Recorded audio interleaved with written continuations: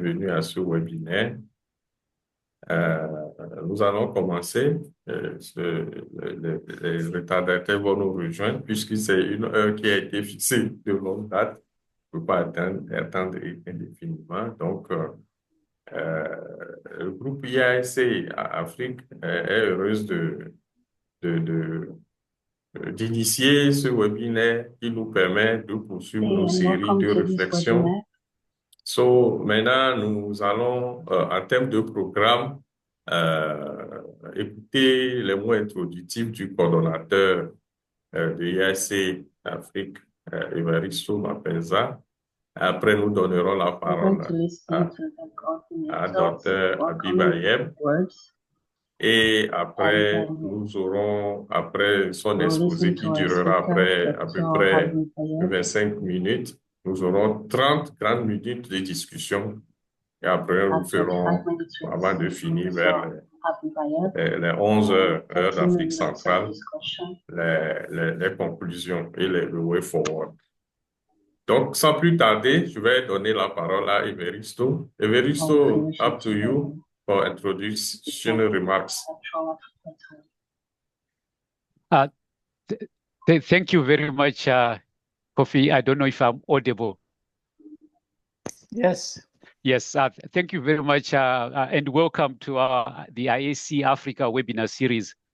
I only have less than 5 minutes as we want to give most of our time to Professor Habib Ayeb, who is going to present on an important topic for the Commons. I will then quickly say that we are from IAC Africa. My name is Evaristo Mapenza, and I'm the IAC President-elect for the IAC. And I will just briefly introduce the colleagues that we work with for the IAC Africa. It's the International Association for the Study of the Commons. We have Kofi Alinon, who is in the IAC Executive Council. And then we have Grace Mudombiris-Namodzi, who is an intern for the Anglophone Africa region. We also have Rose, who is also the intern for the Middle East and North Africa region. And Mamane Ibrahim, who is an intern for the Francophone Africa region. And as I've already mentioned, that I am the IAC president-elect. And then briefly, I think this is just outlining the history of the IAC, that we go back as far as 1984, and then up to maybe 2006, when we had our name changed to the International Association for the Study of the Commons from the International Association for the Study of Common Property, for those who might be familiar with this. And one of the things, other things that I would want to highlight is what are some of the things that we do as the IAC, maybe in the remaining 2.5 minutes, is that we do organize biannual conferences in addition to the webinar series that we do have, like this one where Professor Habib Ayeb will be presenting on for us today. We do have publications in the International Journal of the Commons. We have had a special focus on Africa, on managing the African Commons, which I also edited as well. And for now, we are in the process of editing a special issue on indigenous knowledge systems, focusing on Africa, Latin America, and Asia as well. And then we also looking forward to things like Climatic Commons, the post-COP webinar series. We do have the Early Career Network, where we try to encourage the Early Career Network people to contribute towards this. And we have what we call the Esther Mwangi Fund. And this particular fund try to support early career researchers from Africa to participate in global events. And if you are not a member, we are encouraging you to join us. We do have the link, which we can also share in the chat as well, so that you become a member for the IAC. And then the last thing that I wanted to highlight is that we do have the biannual conferences. And for this year, our conference is at the University of Massachusetts at Amherst in the US. And we are encouraging people to join and participate in this conference. Registration is now open. And we also trying to make sure that for those who might not get visas to travel, we have an online option So you can register for the online option as well to participate as an online participant. And I'll be sharing these links in the chat for those who are interested. And Kofi, in the interest of time, and also to give our key speaker time, I'm handing over to you. Thank you very much, and looking forward to an interesting webinar by Professor Habib Ayeb. Kofi, over to you. Merci, Evaristo. C'est en même temps qu'il jouait le rôle de coordinateur, il est le président élu, donc il va diriger tout ASI dans un an. Donc, il faut, Evaristo, partager ces liens-là dans le chat, s'il te plaît, comme tu l'as dit. We're waiting for you to share the links in the comment section. Donc, j'ai l'honneur maintenant de donner la parole à Dr. Habib Ayeb. Nous avons vraiment un insigne honneur de l'avoir. On lui remercie de l'avoir donné un peu de son temps pour nous entretenir de ce thème vraiment important. Nous sommes dans des moments où c'est important pour une perspective africaine de l'approche par les communs, d'écouter la somme d'expériences, de profils comme ceux du docteur Ayeb. Docteur Ayeb est géographe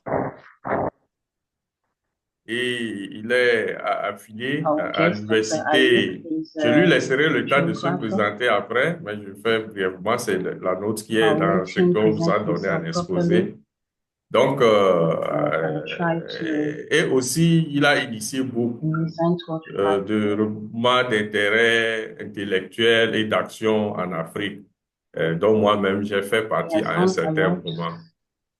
Donc, il réalise aussi et il fait des films sur la condition de la paysannerie et les luttes, voilà, au niveau de l'accès aux ressources aux plus pauvres.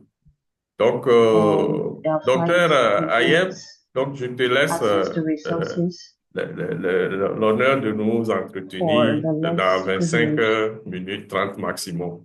Tu as la parole. So we're giving the speech to Dr. Habib for 25 to 30 minutes. Merci beaucoup, Kofi, et l'ensemble. J'entends la traduction en même temps. Est-ce que... Bon, j'enlève, comme ça c'est facile. Merci beaucoup pour l'invitation. Je suis honoré par cette invitation. Et je vais d'abord commencer par dire quelque chose de qui je suis pour éviter des malentendus éventuels. Je suis tunisien, géographe. Je viens d'une zone rurale très pauvre. J'ai grandi dans une famille pauvre et j'ai une formation qui est passée par l'agriculture avant d'aller à l'université pour faire la géographie et les sciences sociales que j'ai élargi vraiment beaucoup aux sciences sociales, et donc je me prétends être un peu sociologue, anthropologue et géographe. Mais je suis tunisien et de l'Afrique du Nord, et j'ai très peu d'expérience et de connaissances sur l'ensemble de l'Afrique, donc je vous prie de m'excuser en cas d'erreur ou d'imprécision sur tel ou tel point. Quand on a discuté au début avec Kofi, on avait convenu qu'il s'agirait d'une présentation assez courte, j'essaierai, mais d'une présentation qui porte sur un peu en miroir les commons et la souveraineté alimentaire, où on en est de la souveraineté alimentaire.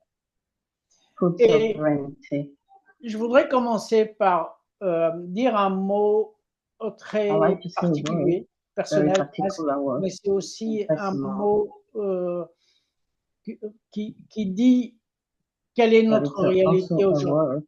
Comme vous le savez, toutes et tous, la Tunisie est à l'extrême nord du continent africain. C'est un petit pays qui apporte encore 50%, 60% de ses besoins alimentaires de base. Et ce petit pays reçoit, comme l'ensemble de l'Afrique du Nord, des milliers, je ne sais pas le chiffre exact, donc je ne vais pas m'avancer, mais des milliers d'hommes, de femmes et d'enfants qui ont traversé le désert pour arriver chez nous, en Tunisie, en Afrique du Nord, dans l'espoir d'une traversée vers l'Europe. Et ils ont traversé le désert, je n'oserais même pas penser comment on peut traverser le désert. Pas seulement la difficulté de la géographie. Le désert, c'est difficile, il faut boire beaucoup, le sable est brûlant, il n'y a pas beaucoup de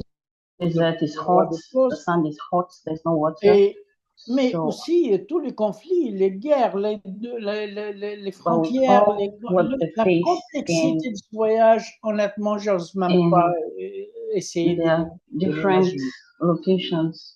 traverser la Méditerranée, c'est encore plus dur, j'allais dire. C'est carrément, c'est une roulette russe, c'est jouer à un poker à moitié perdant. Et on le sait à l'avance. Ma grande question, et c'est presque philosophique, mais on a quelques éléments. Ma grande question, qu'est-ce qui pousse quelqu'un, homme, femme ou enfant, et pas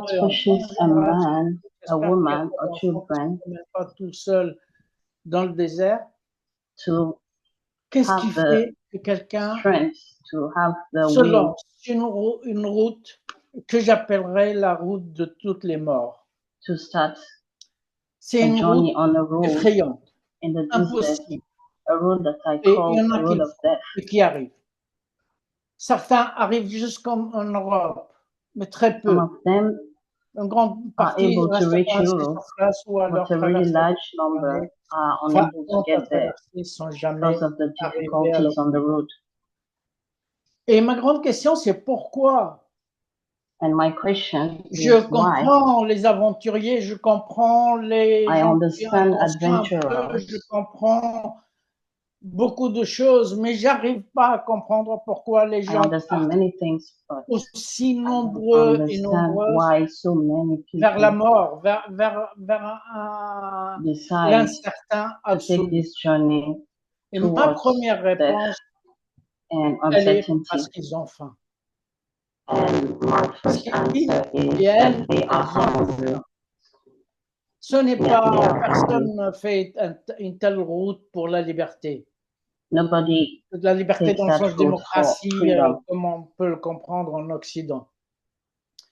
Personne ne part juste pour le plaisir ou les fantasmes. On y a droit aussi.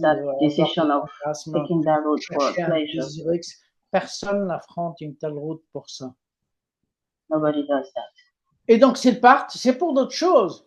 C'est parce qu'ils n'arrivent plus à vivre sur place. Et je parle, le mot vie, c'est dans le sens biologique et dans le sens social et dans le sens, évidemment, tout simplement, la capacité d'être et de faire, la capacité d'exister. Exister pour les autres et pour soi-même. Et il y a plusieurs raisons à ça, hein, je veux dire, comme on me demande de parler juste des questions de comment et de la souveraineté alimentaire, une des premières raisons, c'est que l'agriculture en Afrique n'est pas capable aujourd'hui de nourrir sa population. Ça ne vient pas du ciel. Les Africains et les Africaines ne sont pas plus paresseux ni paresseuses que d'autres. Ce n'est pas un manque de savoir, les connaissances, lazy. le knowledge, It's le not local like knowledge, le we premier, don't have the will to des do communs things. immatériaux, c'est le savoir. C'est pas ce qui manque. Ce qui manque, c'est les moyens de production. But what we don't Ce have qui manque, c'est la are the means. privatisation, c'est la dépossession des biens, y compris des biens communs. It's Et the means. on peut trouver des origines, et je vais essayer de m'attacher à ces origines, aux origines de cette situation. If we try to get Évidemment, the origins of il the y a ce que situation, tout le monde peut dire rapidement, la colonisation, we can qui say a ruiné colonization has ruined Africa, aussi bien au nord qu'au sud, aussi bien en est as well as it has les ruined ressources Africa in the naturelles, north, les mines, east, l'eau, west, and south. ont été littéralement pillées. Les forces de travail ont été pillées. L'Afrique a été dépossédée d'une grande partie de ses richesses et, je n'oublie pas, les esclaves enchaînés et emmenés ailleurs pour qu'ils servent à produire, notamment dans le milieu agricole ailleurs. Africans have been depossessed of their freedom to do so many things. Cette Afrique-là, elle a une histoire longue, riche, diversifiée, différente parfois. A rich history, elle est secouée cependant depuis le début de l'époque coloniale par une succession de catastrophes provoquées ou naturelles. Et par là, je fais allusion aux grandes famines que l'Afrique a connues.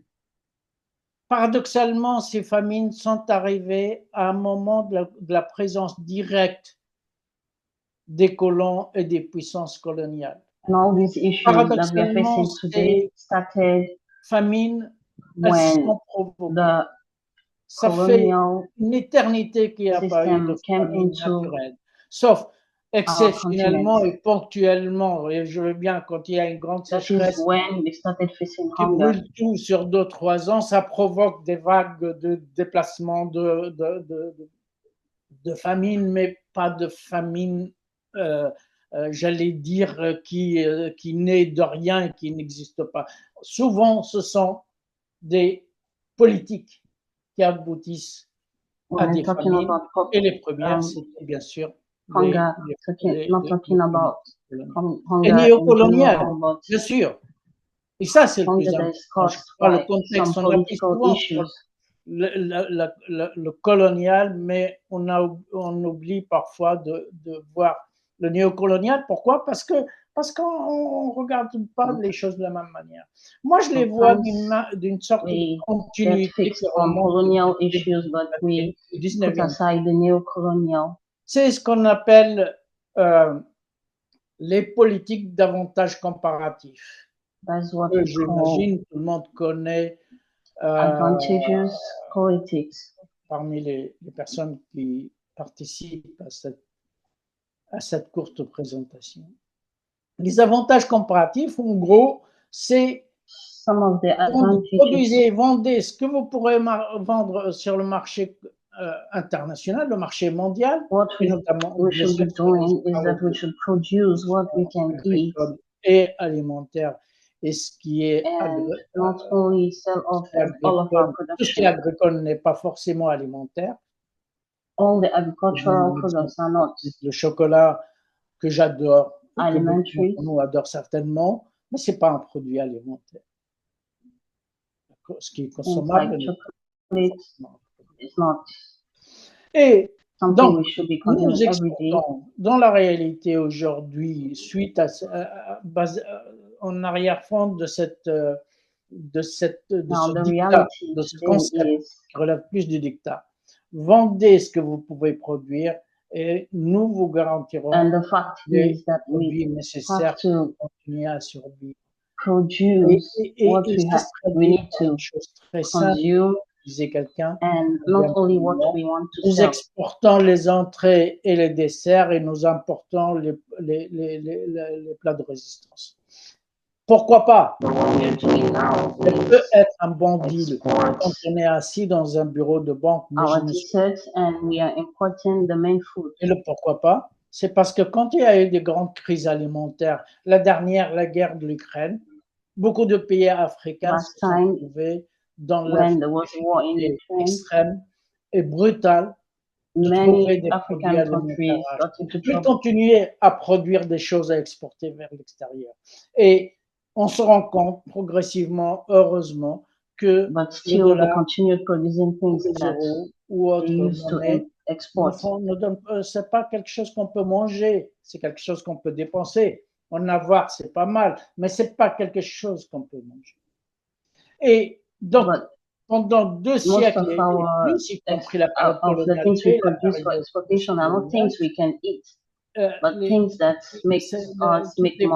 se sont basés sur ce concept d'avantage comparatif décliné sous le concept de sécurité alimentaire depuis les années 40-50 avec les grandes famines en Inde qui sont elles aussi provoquées et qui ont produit un certain nombre de conséquences humaines, malheureusement des millions de morts. Et les politiques de sécurité alimentaire, c'est le début, j'allais dire presque légèrement et rapidement, les politiques de sécurité alimentaire, ce sont les premières causes de la fin des parce que c'est quoi la sécurité alimentaire? Bien sûr, dans l'urgence, on va envoyer de l'alimentation pour que les gens ne meurent pas physiquement, biologiquement, ne meurent pas de faim. C'est arrêté depuis un mois parce que les frontières sont fermées. Et on l'a fait ces derniers temps pour Gaza, par exemple, qui subit un génocide carrément absolument effroyable. On assure un minimum de sécurité alimentaire. Mais on fait aussi le concept de sécurité alimentaire, s'étend à l'idée de produire suffisamment pour nourrir. Et produire suffisamment, derrière ce concept, on a glissé une politique de révolution. Et la première chose dans les politiques de révolution verte, c'est la privatisation des communs et la collectivisation des privés. Plus brutalement, mais c'est ce que je crois le plus, par la dépossession des populations locales et la privatisation des communs. Les terres, on dépossède les paysans on crée des grosses sociétés sur de très grandes surfaces. D'abord localement, et après il y a eu l'accaparement des terres que vous connaissez bien sûr tous. Et donc, les populations locales restent sans ressources. Sans la terre, mais aussi la privatisation d'un autre commun, c'est l'eau. Je connais très peu d'endroits en Afrique, toute l'Afrique du Nord et même en Afrique, mais je ne connais pas tout encore. L'exemple de l'Afrique du Nord, et parlons de l'Égypte avec le Nil, au Maroc. Je ne connais pas beaucoup d'endroits où l'eau est encore gratuite, où l'accès à l'eau est encore gratuit. Je ne connais pas beaucoup d'endroits où l'accès à l'eau est encore collectif. Il y a une privatisation, il y a une gestion libérale de la ressource et du coup des accès individualisés à la ressource, alors qu'il y a encore 30 ans, 40 ans, on a privatizations everywhere now and limited access to some of our resources. À l'eau pouvait être. But 40 years back, it was not the same. We're having free access to many of our mineral resources. Avec Kof et tout à l'heure, il me parlait de travail que vous faites sur le pastoralisme et Mr. Kofi was telling me about the work you are doing on pastoralization. De ce qu'il faut faire avec le pastoralisme, si j'ai bien compris. En Afrique du Nord, le pastoralisme est fini. Parce que les pâturages, parce que les sols de pâturage sont individualisés. Parce qu'il n'y a pas cette capacité donnée existait auparavant des communautés de gérer collectivement leurs ressources et de produire en fonction de Aujourd'hui, on produit pour le marché international et éventuellement pour le marché. Je vous donne un exemple. Nowadays, we produce for the market, for the international market. Toutes ces dernières années, ça tournait à peu près à l'équivalent de $10 le litre d'huile d'olive. Yes.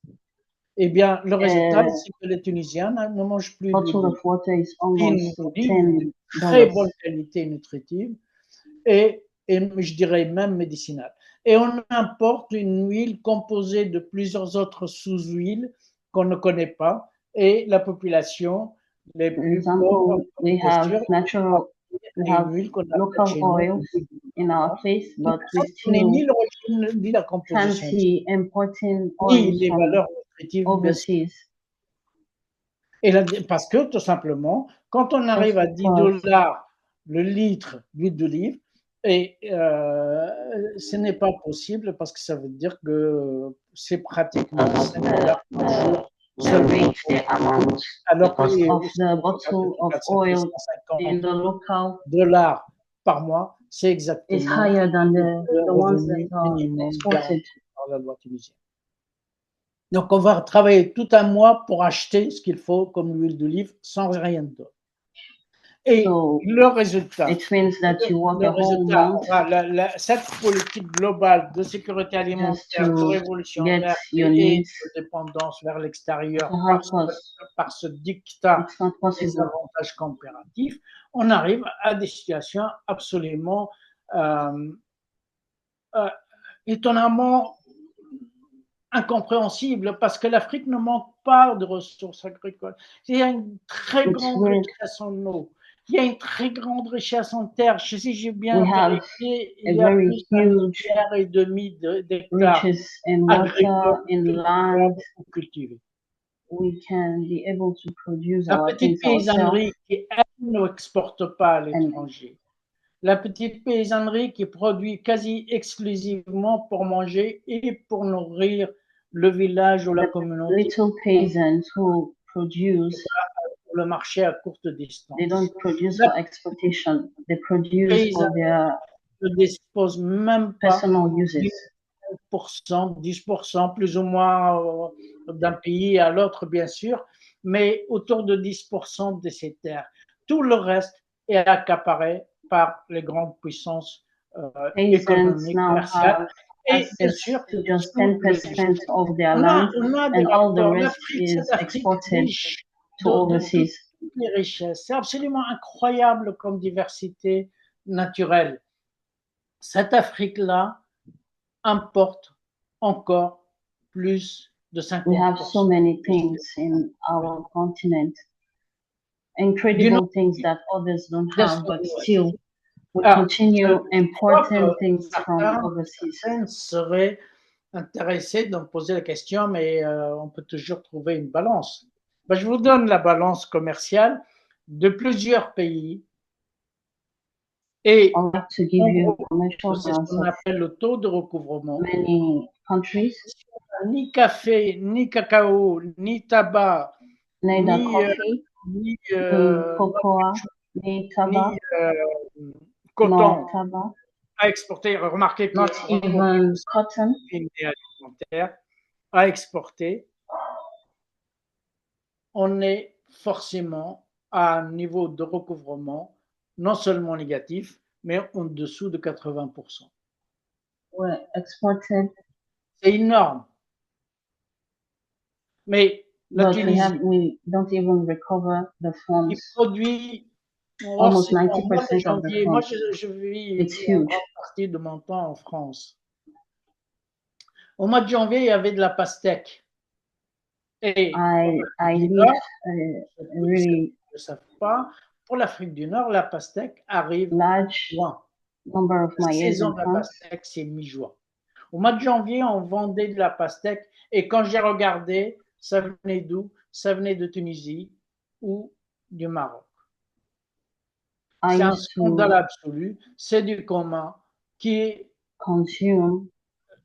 privatisé et vendu à l'extérieur. Et la Tunisie n'a ni cacao ni cacahuète, si je peux dire comme ça. La Tunisie exporte l'huile d'olive. Many things that are consumed in France are exported from Africa. D'autres produits en Afrique de l'Ouest et ailleurs. Et mais when I get some of them, then I check the country of la nutrition production. Est moins bonne sur l'ensemble du continent africain. Bien sûr, la Tunisie, je l'ai cité, mais il y a le Kenya, il y a le Sénégal, il y a le Nigeria, il y a la Mauritanie, il y a l'Égypte, il y a l'Algérie, la Libye. I only talked about Tunisia's issues, but many other countries are in the same case. 3 récoltes par an importent encore autour de 50-55% de ses besoins alimentaires. C'est le plus gros de céréales. Many countries are still importing 50% et vous voyez, on est dans cette problématique. Alors, il y a bien sûr la coopération. Via Campesina, cette grande structure militante à l'échelle du Grand Sud, Via Campesina, et même dans quelques pays du Nord, qui a proposé un autre concept basé sur la souveraineté alimentaire et qui je pourrais résumer, il y a des définitions. That is proposing a solution for food Via Campesina en 96 a sorti ce concept de souveraineté alimentaire. Et moi, j'ai ma propre définition qui ne s'éloigne pas de celle de la Via Campesina. Ma propre définition, c'est produire pour nourrir. My personal definition produire pour nourrir. L'agriculture, la terre, l'eau doivent servir exclusivement à nourrir les humains plutôt que les contempants. Et malheureusement, l'essentiel de l'agriculture, 80% de l'agriculture moderne, industrielle, intensive, capitaliste, appelez-la comme vous voulez, produit des choses non alimentaires et dans tous les cas, même quand c'est alimentaire, c'est à destination du marché. Et localement, ceux qui nourrissent la population, ceux et celles qui nourrissent la population, ce sont des paysans qui détiennent, je l'ai dit tout à l'heure, sur l'ensemble de l'Afrique, autour de 10% de la terre agricole disponible. Vous voyez, plus on modernise, moins on nourrit. Ça ne veut pas dire qu'il faut rester entre guillemets we are modernizing things more. We are shifting away from the il faut juste choisir un solution. autre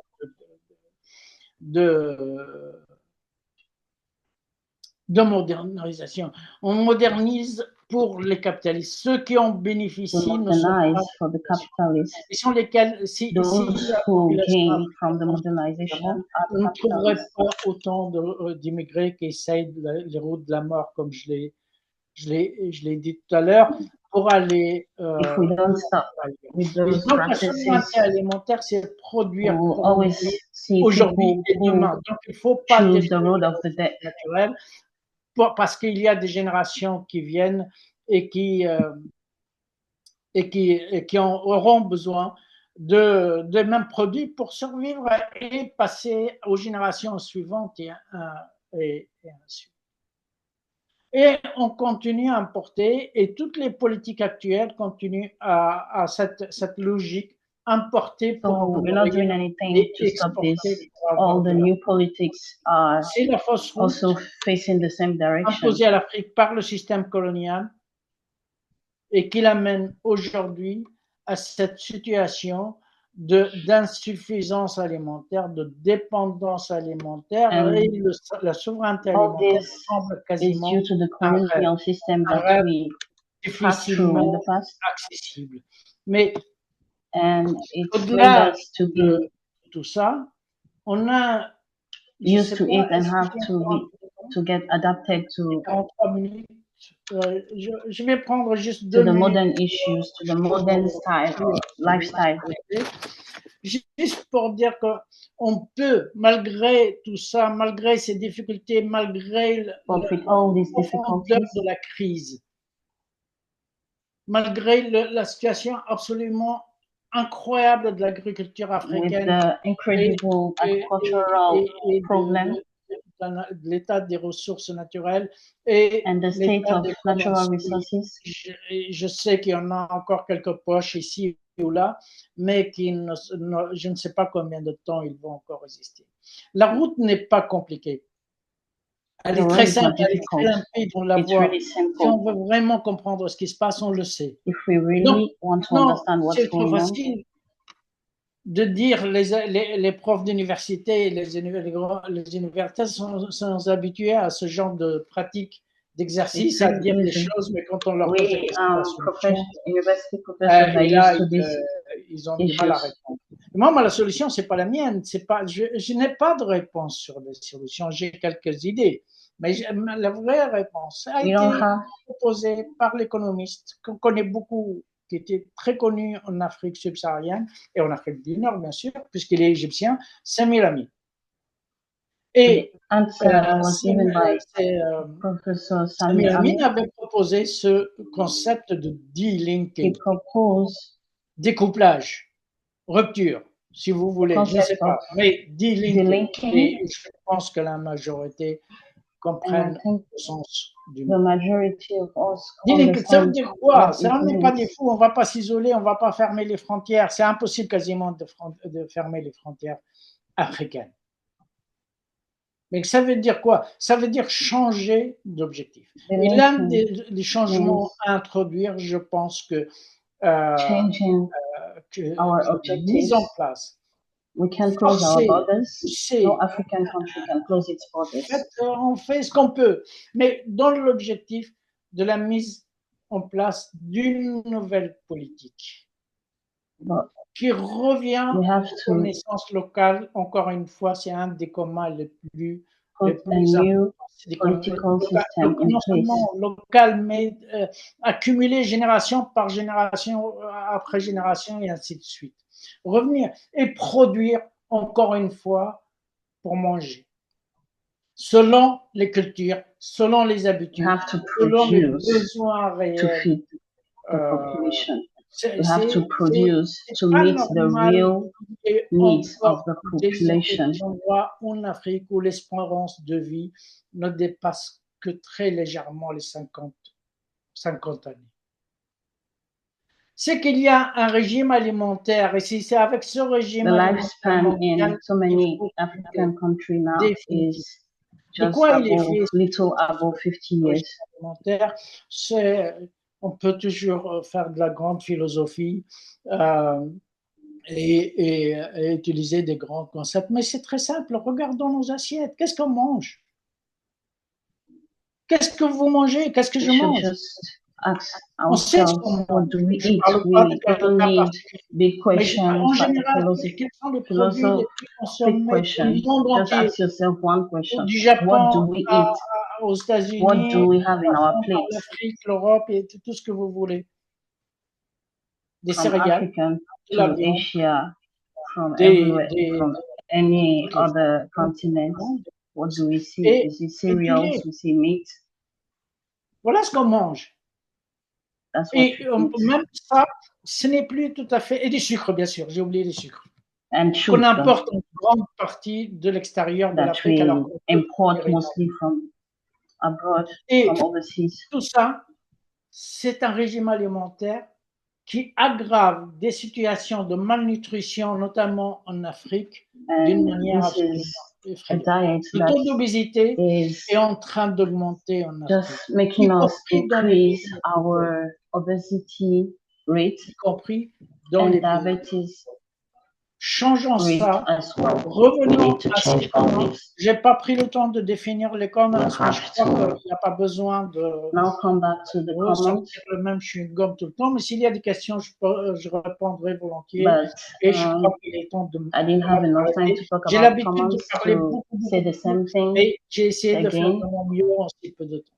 Merci beaucoup. But if there are any questions concerning that, I'm here and I'll be able to answer. Thank you very much. C'est nous qui te remercions, Habib, pour ces éclairages que tu viens de donner. Et à défaut quand même de définir, tu nous as donné une idée sur ce qu'on entend, on va dire, par commun, ce que cela recoupe, à travers au moins ton cri d'alarme que tu as donné sur la privatisation de ces communs. Donc, je cite par exemple le foncier, les terres, tu as parlé de l'eau, tu as parlé de quelque chose d'important aussi qui est, disons, les connaissances endogènes, tout ce qui a été accumulé au fil des générations. C'est des richesses qui sont communément détenues et qui aujourd'hui sont un peu effilochées.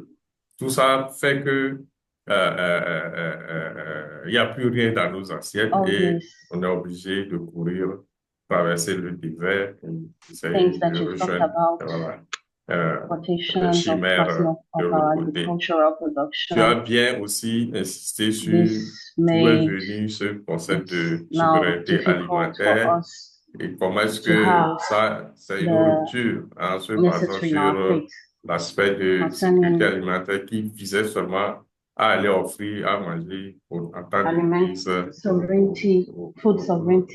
aux Africains et peut-être aux autres continents. Tu as parlé de l'Inde, entre autres. Ça me fait dire que c'est un pays, effectivement, dont on a vu dans les médias comment est-ce que c'était dur pour eux dans ces temps. Tu as parlé des années 40, mais aujourd'hui, si on regarde les choses, on dirait quand même que ces pays asiatiques ont plus ou moins quand même franchi un palier par rapport à nous. Donc, je ne vais pas monopoliser la parole, mais donner la parole à tout le monde. Ceux qui veulent intervenir peuvent lever la main et poser des questions. On a encore un peu de temps avant 11 heures pour échanger. Moi aussi, j'ai quelques, bon, je ne dirais pas des questions, mais surtout des idées qui me sont venues en entendant Habib parler, mais je laisse les uns et les autres parler. There are questions. I'm giving you the opportunity to ask any questions.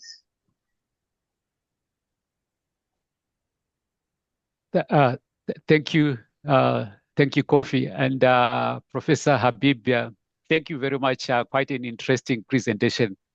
I think I might have missed some of the key points you were raising, but I have only just 3 small questions.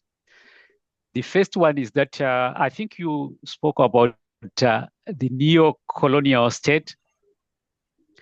And I would want to get some ideas in terms of how can we reconfigure the neo-colonial state so that we have a state which is pro-local, pro-African, and which is also ensures that the decisions which are made are actually in the interest of the citizens, rather than maybe being some sort of continuity of the colonial state in a new guise.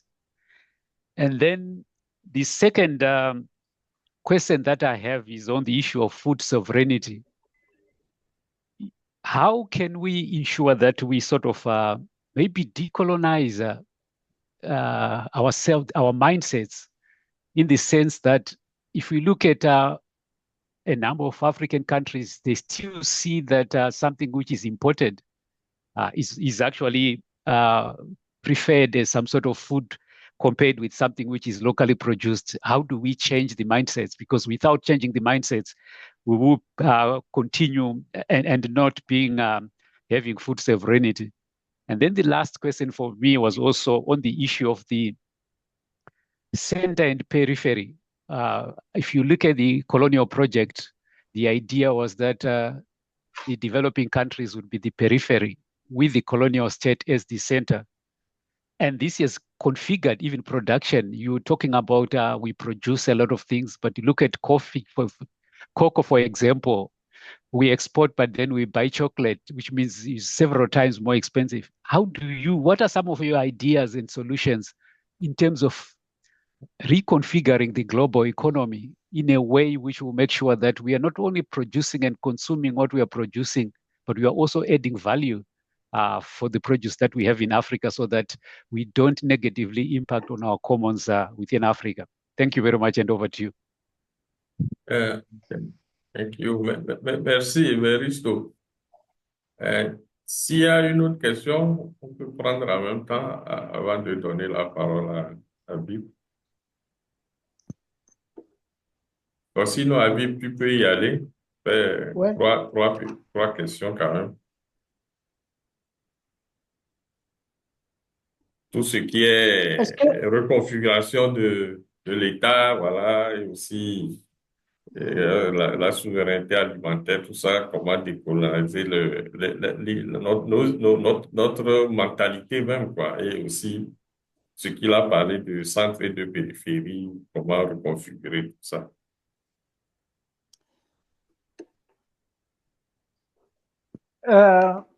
J'imagine que tout le monde regarde ce qui se passe maintenant sur le grand match douanier lancé par Trump. J'imagine que tout le monde suit ça. Et regardez un peu comment Trump joue en chef absolu. Ce n'est pas quelque chose à négocier. On augmente les taxes et si ça ne vous plaît pas, ça sera quand même comme ça. Il parle d'une position de puissance. Il se compare même à un autre pays très puissant qui est la Chine. Et pourquoi nous, on ne peut pas intervenir? Pourquoi on n'a pas droit à la parole? C'est parce qu'on n'a pas le droit à la parole. C'est parce que nous sommes totalement dominés. Si un chef d'État ou un gouvernement africain décide de ne pas se soumettre au dictat de Trump, la sanction, ce serait terrible. Même si les échanges ne sont pas énormes avec les États-Unis. Mais je parle du système global. C'est les deux premières questions, c'est la périphérie, le centre, mais aussi l'état du... Bien sûr, on a des États qui sont complètement, la grande majorité, et je ne veux insulter personne, mais je commence par le mien. Les grands États n'ont pas des politiques destinées à améliorer la situation des populations locales. Nos leaders, nos politiques, notre système politique et économique est destiné à autre chose que la population locale. Il n'y a pas... Regardez, un pays comme un pays impérialiste comme les autres, capitaliste comme les autres, il n'y a aucune différence, voire sur certains aspects. Mais les symboles sont repris. Ici, le ministère de l'Agriculture s'appelle le ministère de l'Agriculture et de la souveraineté alimentaire. Il n'y a aucun pays à ma connaissance, je peux en avoir oublié quelques-uns. Il y a un ministère sur l'intitulé du ministère chargé de l'agriculture. Et donc, l'agriculture, dans les pays africains, n'est pas destinée à nourrir la population. Elle est destinée au marché mondial. Ce sont des nations totalement dépendantes. Je ne dis pas malhonnête parce que la dépendance peut être imposée par des dettes. Regardez les dettes. Est-ce qu'un pays africain, qui n'est pas endetté? Peut-être, mais pas moi. Et donc, on est coincé par les dettes. Et si vous refusez de vendre un produit, la sanction peut être absolument terrible. Ici, en Tunisie encore, j'utilise la Tunisie comme un exemple parce que je le connais mieux. On a un président qui est au pouvoir en 2021. Quelles que soient ses raisons personnelles, quand il a décidé de couper les négociations avec la Banque mondiale, pour les discussions sur les crédits de la Banque mondiale, il a décidé de couper les négociations avec eux. Et la réponse a été immédiate. Tous les pays qui étaient habitués à financer l'économie tunisienne ont dit on vous finance à condition d'arriver à un accord avec la Banque mondiale. And everyone saw what happened. All the countries that were in collaboration with Tunisia immediately stopped and said, unless they will negotiate with the World Bank, then no more. C'est une situation qu'on n'a jamais vécue. It's a kind of situation we never went through. Il faut changer l'État avant de penser à changer autre chose. We have to change the state before thinking about changing any other thing. Et la souveraineté alimentaire, je crois effectivement, la souveraineté alimentaire, c'est un concept qui est né d'en bas. C'est pas un système global qui va faire notre souveraineté alimentaire. Peut-être quelques lois. Moi, pour ce qui est de la Tunisie, je connais pas de situation, mais ça fait longtemps que je propose de passer par une réforme agraire radicale. Il faut que ceux qui produisent de la nourriture aient le plus de terres que ceux qui produisent de l'argent. Et on perdra au niveau de l'export, mais on apportera beaucoup moins et la population locale c'est paraît très facile, je sais que c'est extrêmement compliqué. Je sais que c'est producers that produce for exportation. Il faut mettre en place. It should be of a great Et bien sûr, moi je propose la réforme foncière, la réforme agraire, pour repartager la terre, les ressources. C'est pas normal que les paysans africains n'ont que moins de 15% aller globalement à la louche. Moins de 15% de la terre agricole. C'est absolument normal. Producers have less than 15% of the land skills that we have in Africa. Il y a des responsables qui sont capables de parler avec la population, d'échanger avec la population locale, d'utiliser les savoirs locaux parce que c'est le capital le plus important. J'ai fait une école d'ingénieur agronome. Je sais de quoi je parle. Et malheureusement, tout ce qu'on m'a enseigné, c'est que les paysans ne savent rien, ne connaissent rien, ils sont incapables de répondre à ce genre de défis. Et donc, il faut que l'ingénierat scientifique soit disant. Passez une journée avec un paysan ou une paysanne, vous verrez. What exactly is going on. Merci Habib. Grâce à demander la parole, mais avant de lui donner, dans la lignée de ce que tu as dit sur les Via Campesina depuis les années 96, tout ça, et je voulais savoir qu'est-ce qui n'a pas continué chez nous, parce que pour avoir observé aussi un peu le panorama des mutations, surtout en Afrique subsaharienne, c'est comme si ce débat est sorti de l'agenda, on va dire, de transformation. Je n'ai plus vraiment entendu parler. Donc, est-ce que tu peux élaborer un peu sur ça? Je passe la parole à Chris. I like a clearer vision and answer about the situation. What didn't work? Chris, please, your question.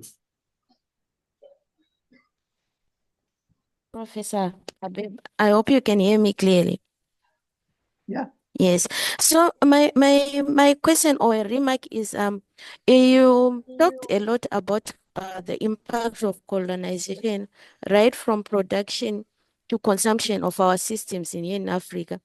And at the end of your presentation, you also talked about us shifting towards the solution.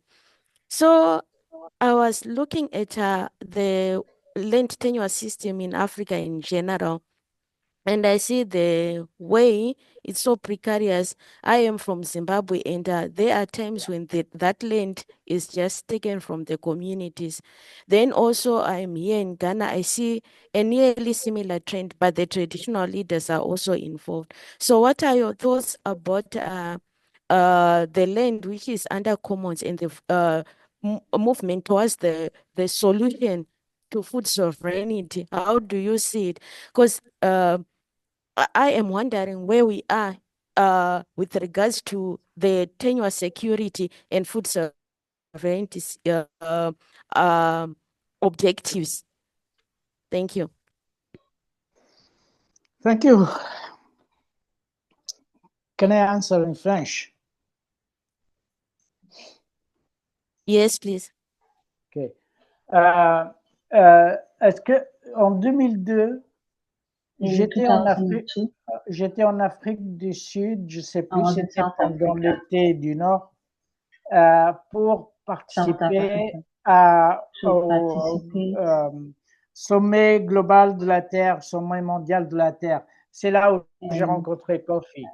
Et quand on était en Afrique du Sud pour ce grand événement mondial, cette grande noce mondiale très politique, toutes les négociations pendant notre présence étaient sur comment améliorer la compétitivité agricole au niveau mondial.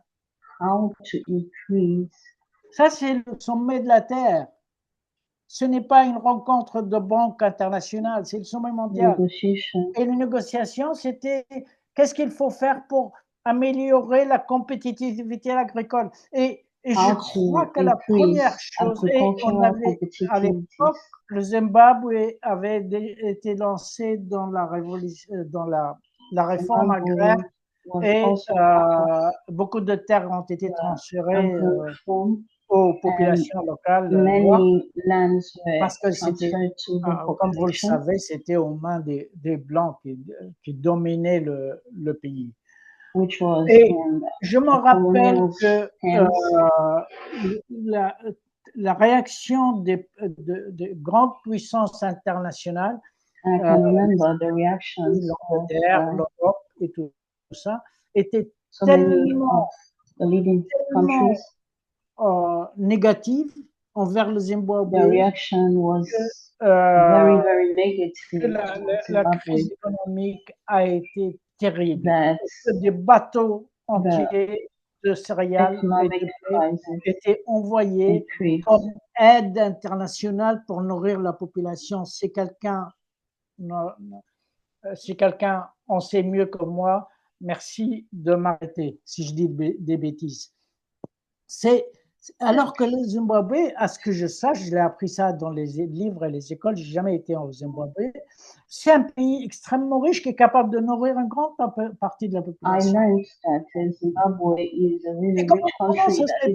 Parce que les Blancs du Nord ne sont pas heureux des politiques locales, c'est la population qui doit avoir. Ce qui se passe maintenant, c'est absolument effrayant. Ça a été organisé de toutes pièces. Le Soudan peut nourrir toute l'Afrique de l'Est, seul. Le Soudan importe 90% de ses besoins. C'est juste absolument effrayant. Ghana, c'est pareil. Ghana, c'est un pays qui exporte, qui survit grâce à des exportations de produits agricoles, mais non alimentaires. Et donc, quelles sont les solutions? Encore une fois, on ne peut pas réfléchir dans la boîte. Il faut sortir de la boîte, changer de modèle. Une agriculture capitaliste ne peut pas nourrir la population. Et toutes les solutions sont bonnes. Interdire l'importation des produits alimentaires. Voilà ce qui peut encourager les producteurs locaux à interdire l'exportation de tout produit issu de l'irrigation ou surtaxer ces produits-là. Voilà comment l'eau pourrait être réutilisée. Et puis, pardon, j'ai oublié totalement un oubli. Je voudrais en profiter de cette réponse pour revenir là-dessus. Les femmes, le savoir des femmes, la compétence des femmes. On voit partout une sorte de retour, de réapparition de la femme sur les zones agricoles. Pourquoi? Ce n'est pas une féminisation, ce n'est pas une révolution féministe. C'est tout simplement parce que les hommes sont obligés de migrer pour nourrir la famille. Et c'est les femmes qui les remplacent. Et donc, revenir à ce savoir, et le savoir agricole, j'ai toujours tendance à dire que le savoir agricole et alimentaire, c'est un savoir de femme. Demandez-leur qu'est-ce qu'il faut faire. Elles savent comment il faut faire. Elles savent comment les enfants de rien du tout. Elles savent comment, mais elles savent dire non.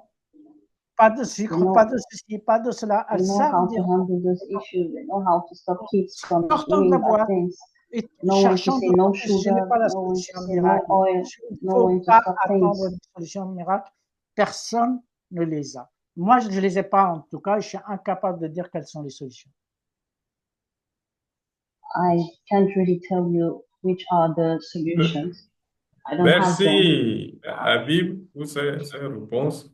Je crois que nous sommes en train d'aller vers la fin du webinaire, mais je peux laisser une dernière chance si l'un des participants, spectateurs et aussi qui sont dans le webinaire a une question. C'est pas Mabrouk là-bas, Yaoui Andel, Kamouti et autres que je vois. Sinon, on va any of conclure. the participants, if you're willing to ask a question or you need further explanations on any issue.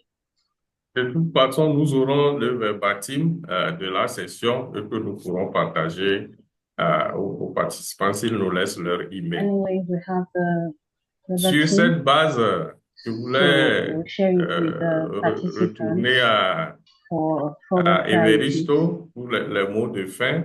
Pour ma part, je suis très satisfait. Je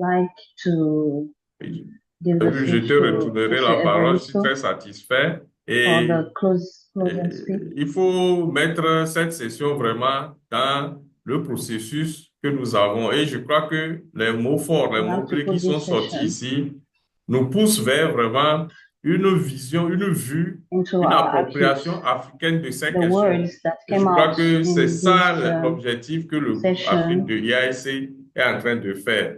Et ça fait que nous efforçons chaque fois de prendre même de notre temps vraiment pour nous mettre au service de cette appropriation africaine de cette thématique et pour pouvoir essayer de changer petit à petit. Parce que au sorti et après tout ce que nous avons entendu, c'est comme si c'est une grande montagne devant nous. Si on ne commence pas un peu à gravir ou bien à changer les choses, ça va être toujours la même situation. Merci pour tous. On va vraiment faire une grande diffusion de ce qui s'est passé. Donc, Habib, tu as la parole et après, Everisto va conclure. Je pense la fin de la traduction. Juste pour dire un mot, malgré la situation, je pense qu'il c'est pas le temps du pessimisme. C'est pas le temps de dire et qu'est-ce que vous voulez faire.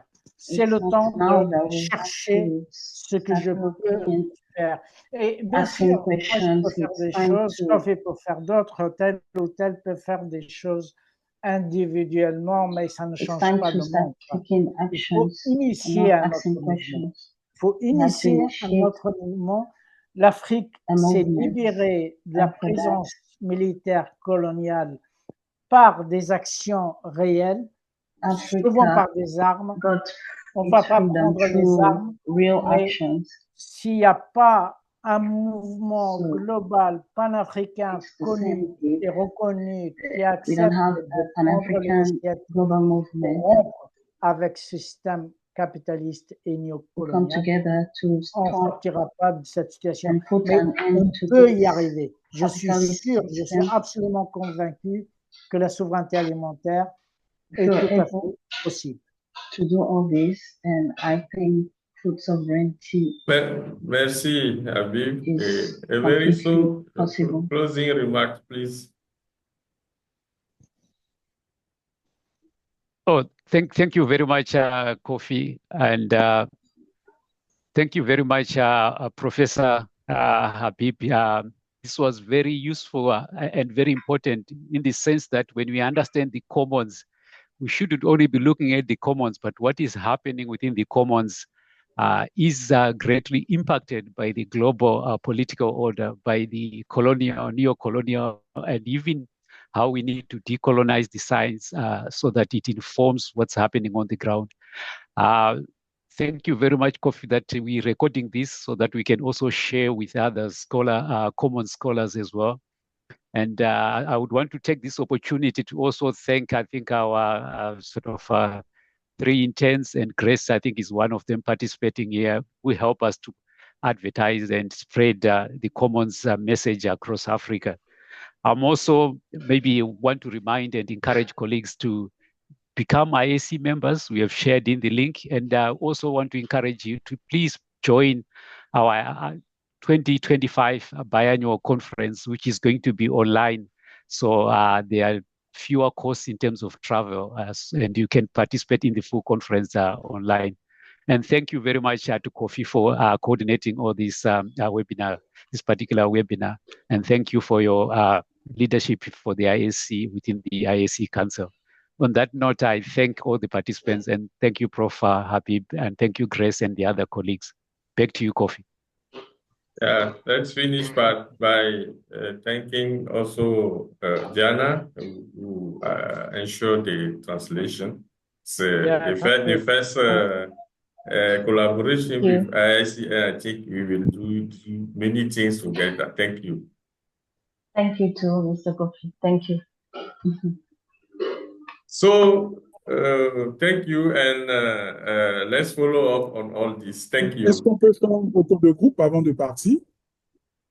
Comment ça se fait? Moi, je ne sais pas. On fait juste une capture d'écran, je le fais de mon côté et puis... Vas-y alors. C'est fait. Ah, ok. Yeah. Attends, je reprends parce que tout le monde n'était pas là. Je reprends. Grace will take a photo pour souvenir. C'est bien. Je vais parler mon franglais là. Vous vous débrouillez très bien. Okay. Merci. Thank you. See you. Bye bye. Merci beaucoup.